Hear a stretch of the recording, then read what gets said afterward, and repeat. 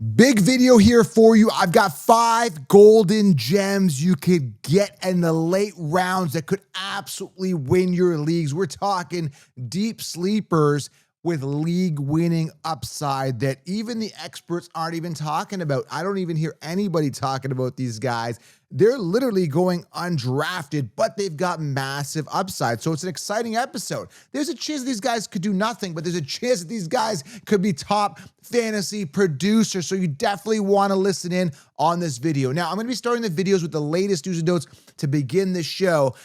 It's exciting because I keep you guys up to date. So if you want to skip past the news part, if you're listening to this weeks after the video has been released, the news probably won't be relevant, but some of the stuff is relevant. So stay on top of the news right here before every show. I'm going to start it off with the latest news. If you are new to the channel, make sure you guys do hit the thumbs up and subscribe. Subscribe. I can't even say that word fast enough. Subscribe for the latest news and notes, breaking news, fantasy football advice. I'm going to help you guys crush your leagues, okay? And if you haven't gotten the 16-round draft solution, this is the game changer. Grab it below.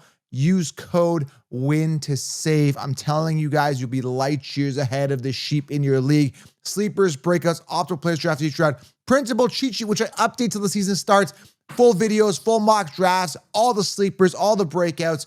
You guys are going to crush it. Grab 16 rounds right now. Do not hesitate to grab it and join the Patreon group if you want direct access and inside information, exclusive videos, Patreon. All right, all the plugs are done. Let's get right to the latest news and notes here. And where is Breaking Brad? We now have breaking news. You guys don't know who Breaking Brad is. He works on the show, and he's just known for his one-liners. That's all he says. He's got one word. Brad, why don't you try saying another word? Do you want to try another word? We now have breaking news. Okay, I guess not. All right, we tried. We're going to get Breaking Brad to try to say something else. We're still working on it. But let's get to this. All right, latest news and notes here. I want to start off with Jaden Higgins here. I'm reading the news. Has been impressive in minicamp, and he's pushing for the starting role. This is not a surprise. They don't really have another wide receiver too. Sometimes this news, it's like stuff I already know and stuff that I'm already promoting and pushing and players that I'm already really, advocating for that are in prime positions to succeed. And then it's like common sense, stuff, news comes out. Okay, anyways, Jaden Higgins, good value this year in drafts as well. We got Christian McCaffrey news, who had his Achilles knee issues. He participated in every phase of voluntary OTAs and in mandatory camps. He even took reps during the team drills, which was rare among the team's established stars. Okay, so apparently he's feeling great. Okay, well, do we trust Christian McCaffrey? I mean, do we trust a guy that screwed so many people multiple years, including last year, 2020, 2021. Yeah, he had 2 golden years in between. But if you're drafting him every year, think he's going to perform, you're going to get screwed. Like if you drafted him in the past 5 years, you're getting 2 out of 5. That sucks. That really sucks. And I avoided him. I was telling you to avoid him all those years because it feels like wide receiver roulette, doesn't it, with Christian McCaffrey? I personally do not trust him at all, okay? This is a sleeper for you guys. We're talking deep sleepers here, and this is why you can't miss news. And this is a guy that I've got in a couple best ball leagues. I think I got him in my main event league. I got to check right now. Now it's bothering me. I got so many.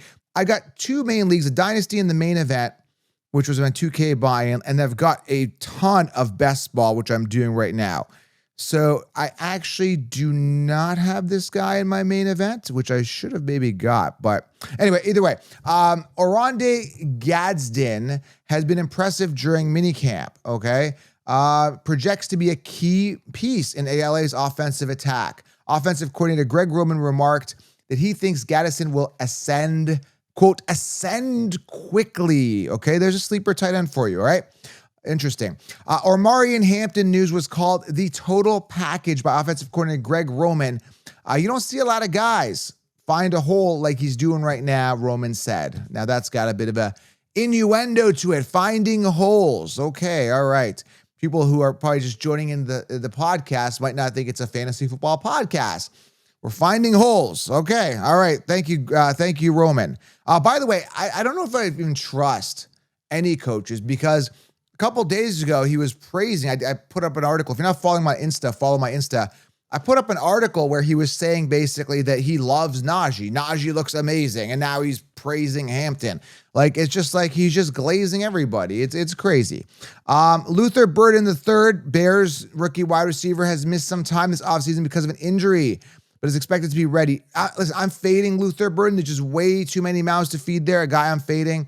They got Colston Loveland, who's actually dealing with a shoulder thing. He's recovering from a shoulder injury. Be aware of that if you're looking at drafting rookie Colston Loveland.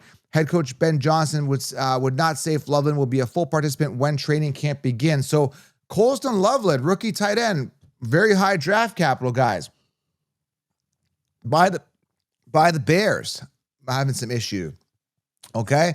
Okay. And I got some other news about a player that's already in this list of 5 players that are, gold here, buried gold. But so I won't tell you the news on this guy till later. Okay. So we're going to get to that player, then we'll talk about him. So that's the latest news. Thank you, Breaking Brad. We now have breaking news. All right. Yeah, you got to get up to date with some of this stuff because there's some golden nuggets in the news that you might be like, oh, that's interesting. I want to know that. I want to know what Roman is saying about his players. I want to know that Loveland is still dealing with shoulders. I want to know that McCaffrey's feeling great, or is he? So you guys can make your assessment based on the information presented. You don't have to just take the information presented and take it, to make it your Bible. You want to essentially take that information and process it and make your decisions better, okay? All right, let's go here with the first player that I love, who's absolute buried gold. This guy isn't as buried deep as the other one, so if you're out there digging for gold, right, you're out there with your shovel and your pickaxe or whatever they use for gold recovery. I wouldn't even know. I've never gone gold digging. But we know some gold diggers. Isn't that Belichick's girlfriend? Oh, that was not good. That was not a nice one. Okay. All right. So she might know. Maybe you can ask her how to find these sleepers. So the first one, not as deep gold here, is Trey Harris, 6'3", 210, 4.5 speed, physical, great hands, clutch player, not proven, but a guy that could jump into the X position immediately. Listen, I love Trey Harris. Now, the time of this recording, I'm looking at the ADP sheep rankings. Now, obviously, he's going a lot higher than this, but if you look at the sheep rankings, if you were to lay out all the players in PPR on overall, he's at 175 overall, round 14 ADP, which is absolutely ludicrous. They invested high draft capital in this guy. They want him to be the receiver. He's going to get all the snaps. He's going to be an immediate impact player. I mean, look who he's competing with. He's competing with Mike Williams and Quentin Johnson. Okay? And that, to me, guys, is not competition. That is absolute domination. Ladd McConkey, I already heard the news that they want to move him around.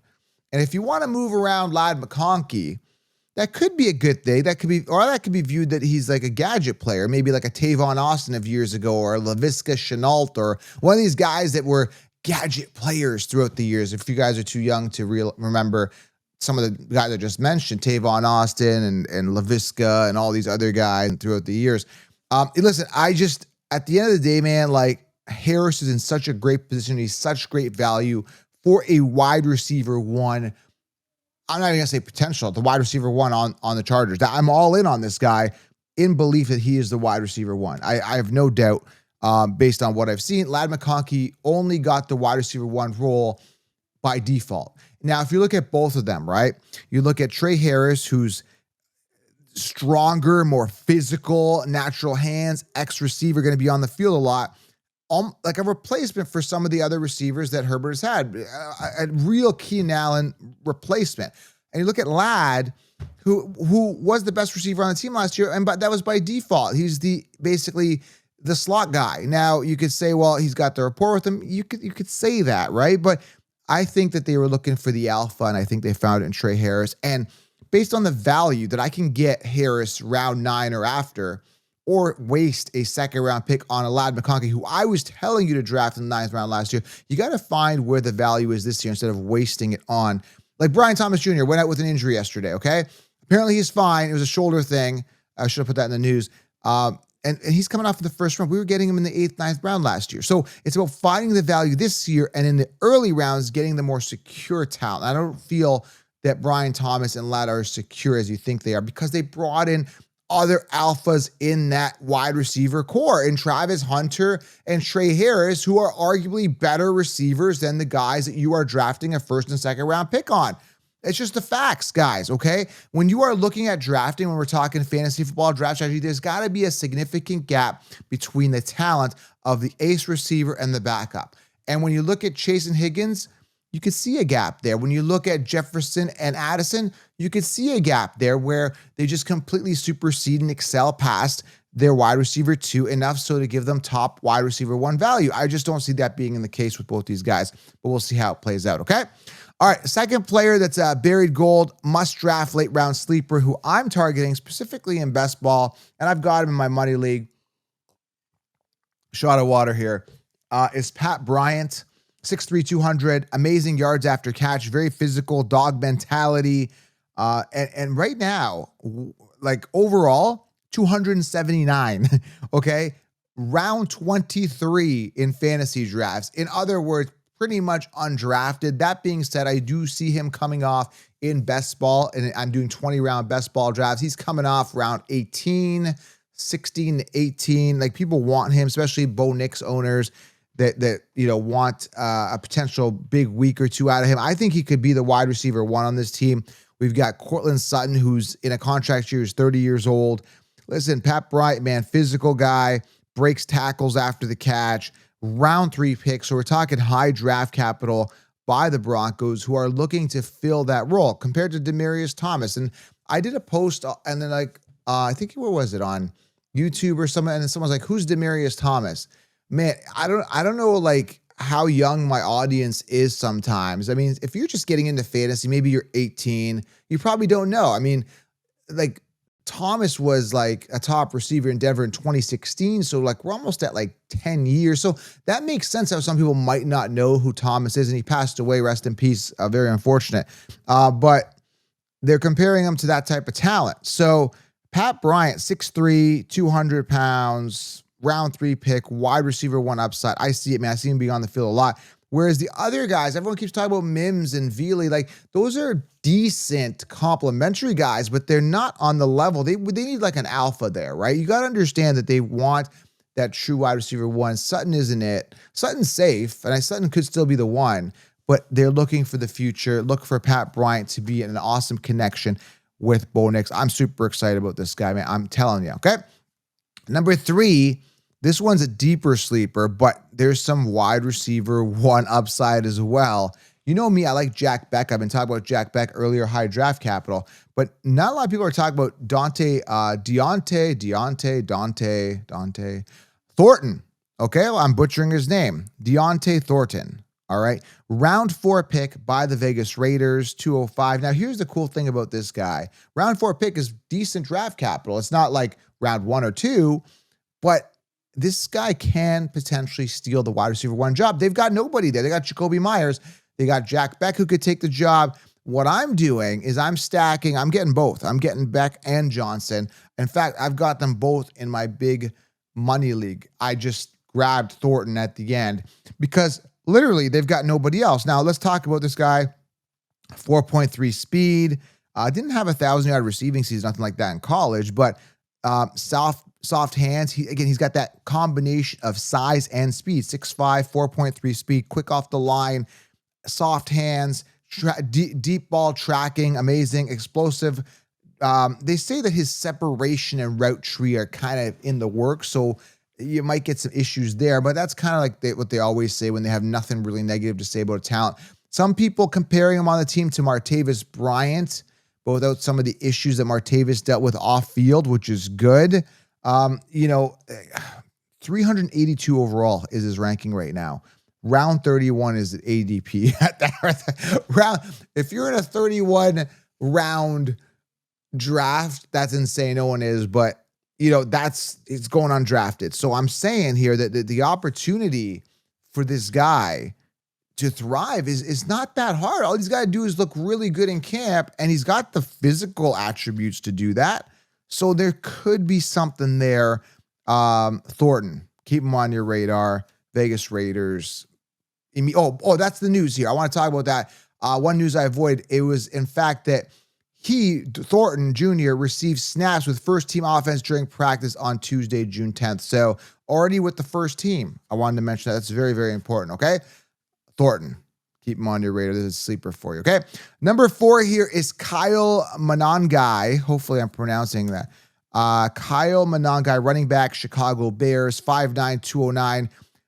Great burst off the line. Great ball security. I think he was the only running back in his college. 707 touches, no fumbles. College record for him, okay? 253 is ADP overall, round 21. Again, one of those guys you just stash at the end. Tough, powerful, quick, but not fast. Just some notes here. Great ball security, durable, ability to cut, great contact balance upon hit. 5'9", 209, again, 4.6 speed.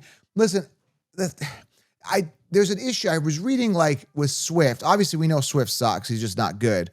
And apparently, if this guy, Kyle, steps up, that they would save, I think, $8 million in their salary cap or something like that. So they want him to succeed in a Ben Johnson offense who did really well with the Lions running back. So he's got the situation going for him.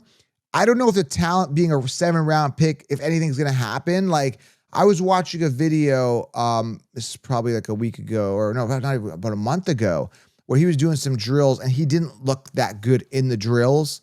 He looked a little sluggish compared to the other running backs. And that's just simply because he's young, or maybe he had the jitters. It's probably his first week at camp or at a training with the team. But I don't know, man. It's one of those just like dart throws, throw him on the bench and hope for the best. But that being said, situationally with Ben Johnson as the coach and not a lot of talent there. Who do they got? Rashawn Johnson and Swift. Like they're like he's got to really suck if he can't beat those guys, right? So it's really just the way I feel about this guy. It's like he could be the RB1 or he could be an absolute nothing. It's either like boom or bust. That's what I'm feeling with this guy. So as a bench stash, I've got him in a bunch of best ball, and like I get him in like the 20th round, 19th, 20th round. I mean, why not? Just based on that depth chart. That's what I'm looking at, okay? All right, now, and the last one here is a sleeper tight end who I absolutely love. Hit the thumbs up, guys. Subscribe and grab 16 rounds. I'm telling you, man, I was just reading that this guy, I was reading an article, also another guy that could be an immediate impact. Listen to this. Terrence Ferguson, round 2 pick, Rams. He was a round 2 pick. Means, he could have the tight end one potential. Higbee's 32, dealing with injuries, right? And this guy is around 25 ADP. Again, another guy going completely undrafted. Now, understand with the Rams, they've got an aging quarterback who's going to sometimes rely on getting a little lazy there near the red zone. He wants a nice big target, and you got that. 6'5", 255, 4.63 speed, the fastest speed for the tight ends out of this draft.